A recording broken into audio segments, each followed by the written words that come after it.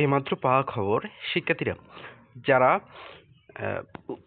বৃত্তি পরীক্ষা দিয়েছেও তো তাদের জন্য একটি সুখবর। যারা কাঙ্ক্ষিত রেজাল্ট পাওনি তো তাদের জন্য তারা ইচ্ছা করলে যেমন আমরা এসএসসি ইন্টারমিডিয়েটে বোর্ড চ্যালেঞ্জ করতে পারি, তো তাদেরও বোর্ড চ্যালেঞ্জ করার সুবিধা রয়েছে। তো কিভাবে এই বোর্ড চ্যালেঞ্জ করবেন, কিরকম আপনার মার্ক আসলে আপনি বোর্ড চ্যালেঞ্জ করতে পারবেন, সবকিছু ভিডিওর মধ্যে আলোচনা করা হবে। ভিডিওটি শুরু থেকে শেষ পর্যন্ত দেখতে হবে অবশ্যই। আর চ্যানেলটা এখনো যারা সাবস্ক্রাইব করেনি দ্রুত সাবস্ক্রাইব করে পাশে থাকা নোটিফিকেশন বাটন অবশ্যই অল করে দিও।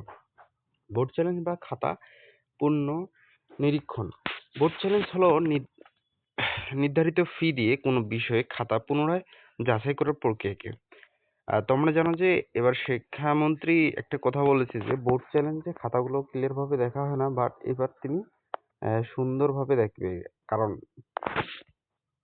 আগে বোর্ড চ্যালেঞ্জ করলে দেখা হতো শুধু নাম্বার, কে কত নাম্বার পেয়েছে সেগুলো যোগ করা হতো, বাট খাতাটা মূল্যায়ন করা হতো না।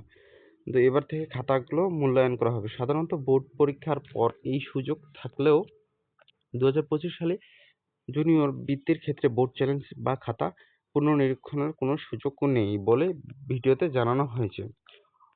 কেন বোর্ড চ্যালেঞ্জ হবে না? বৃত্তির ফলাফল একটি নির্দিষ্ট তালিকা বা গেজেট আকারে প্রকাশ করা হয়েছে, যা পরিবর্তনযোগ্য নয়। এ কারণে শিক্ষা বোর্ড থেকে নতুন করে কোনো বোর্ড চ্যালেঞ্জের নোটিশ দেওয়া হবে না। তার মানে তোমাদের বোর্ড চ্যালেঞ্জ করা যাবে না। ফলাফলের পার্থক্যের কারণে অনেক ক্ষেত্রে দেখা গেছে যে কোনো ছাত্র বেশি নম্বর পেয়েও বৃত্তি পায়নি, আবার কোনো ছাত্র কম নম্বর পেয়েও বৃত্তি পেয়েছে। এর মূল কারণ হলো উপজেলা এবং থানা ভিত্তিক কোঠা বা ছাত্রছাত্রীদের জন্য আলাদা 50% করে বৃত্তির বণ্টন।